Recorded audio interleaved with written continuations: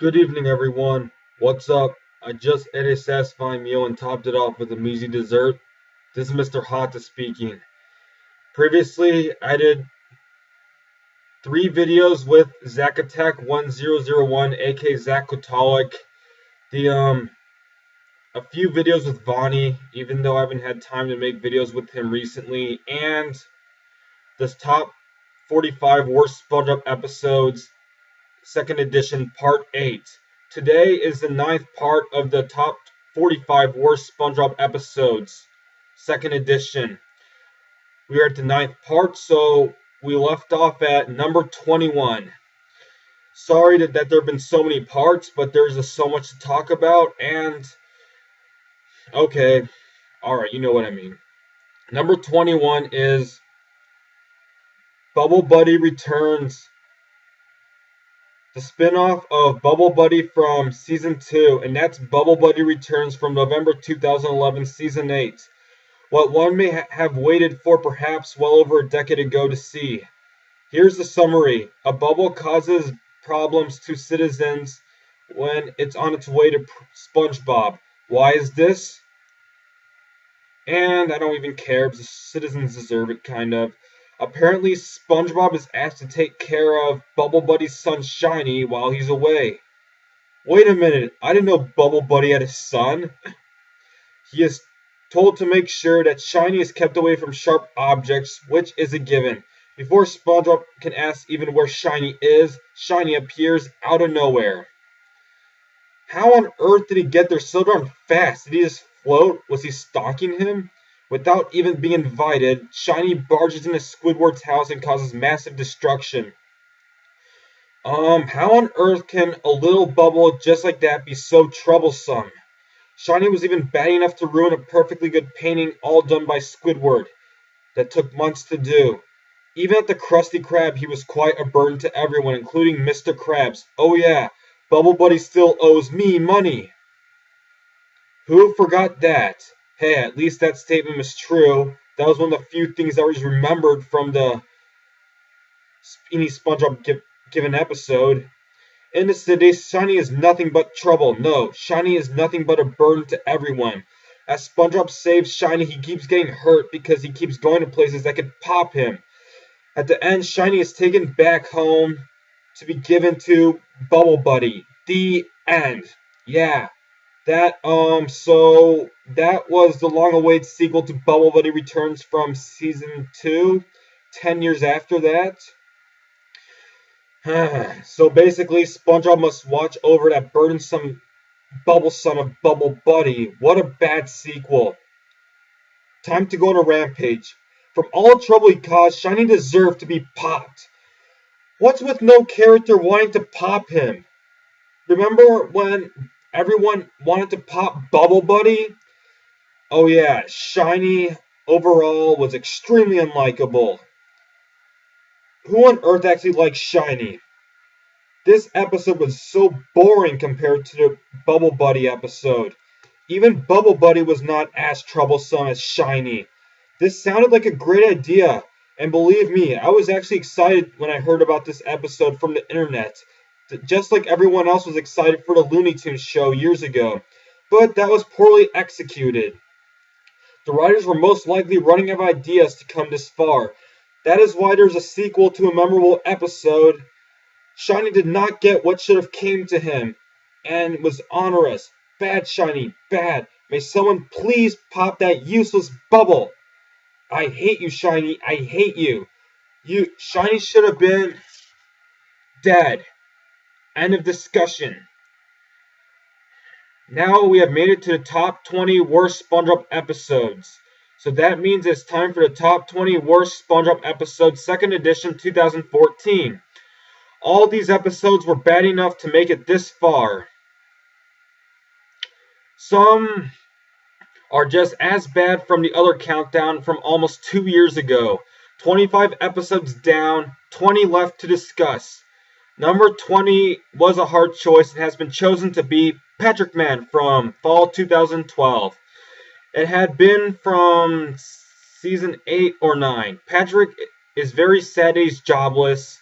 SpongeBob asks him what he wants to do and to think, but has to leave to go to work. Patrick needs a break from thinking. Really? It takes that much effort to think? And watches Mermaid Man and Barnacle Boy on TV. Almost about to give up, he steps on a toy that says, "Fight evil!" right after watching TV. So that's what he has chosen to do. Fight evil. Fight evil! Patrick is now Patrick Man, a so-called hero, quote-unquote defender of Bikini Bottom. When the Krusty Krab is empty, he arrives with a silly name and a super silly outfit. Mr. Krabs and Squidward, who have common sense, make fun of him, especially the silly outfit. Meanwhile, SpongeBob is admired by this and thinks that Patrick is a great superhero, wanting to tell his family and friends, but is told to shut up because the identity must be kept secret for perhaps many good reasons. We can already tell where this is going. At school, when there's a high five for doing well on a test or quiz, it is blocked by Patrick Man, who assumes that's violence. "Violence solves nothing," he says to everyone, and with that leaves. Huh? Mr. Krabs leaves an old woman behind over $1. Just in time, Patrick stops Mr. Krabs from taking the lost dollar and says, "Thief, stealing is bad," forcing it to stay on the sidewalk where it belongs using swiftness. The old woman ends up getting the dollar. How on earth did she make it alive from that atrocious traffic? This may not matter. The third thing, so-called Patrick Man calls Mrs. Puff a boat thief who is attempting to rescue a poor old student, but is seen as a boat thief to the dim-witted police over a silly note that was poorly written by Patrick Man. They arrest her and the student is abandoned. Wait, why didn't the police rescue him? That's their job. That's what they're for. All they do is arrest people in these series. No wonder why they're so unlikable. Gosh. I think the police are worse than Patrick in this episode, or just as bad. Back to the restaurant, I'm at Krusty Krab. There are complaints that Patrick stole all the customers' food, such as a milkshake for an evil plot or a Krabby Patty. This is one of the few times the milkshake is actually mentioned, one of the 3 episodes. So really, he's been nothing but trouble. SpongeBob, who has a bit of common sense, thinks Patrick has gone too far. That's an understatement. He's gone way too far, in which he has. To the point that disciplinary action must be taken by SpongeBob and Mr. Krabs.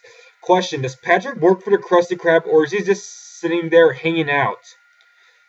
He thinks that he knows or always knows who's behind that mask.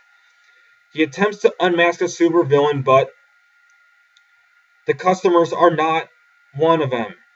The attempt angers them, making them want to leave and never ever come back to the Krusty Krab ever again. One says, "I would like to hold on to my face, thank you." Mr. Krabs, who has had just about enough, says, Yeah, we've all had our fun with Patrick Man, but I was about to unmask a supervillain. Yeah, that was BS. But he refuses to let go, even when he was told to by SpongeBob and Mr. Krabs. The last face he pulled was the dirty bubble in disguise. When Patrick attempts to defeat it, he sucks at it. All he does from that point is cause massive destruction when he attempts to defeat it. He even tried to use SpongeBob as a target or a weapon, but it went in him. Patrick attempts to defeat the dirty bubble using the pit punch, which fails by going through him, attacking SpongeBob instead.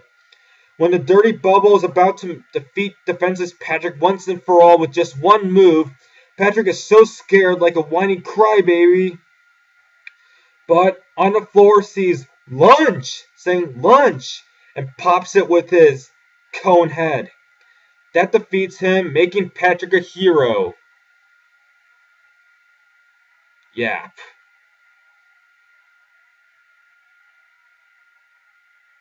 It pleases everyone, including SpongeBob, who asks for his autograph. After that, SpongeBob asks him, "What's your next exciting adventure, Patrick Man?" But Patrick says he's retiring because being a superhero is too much work. Having a job is too much work. But Mr. Krabs says, not so fast.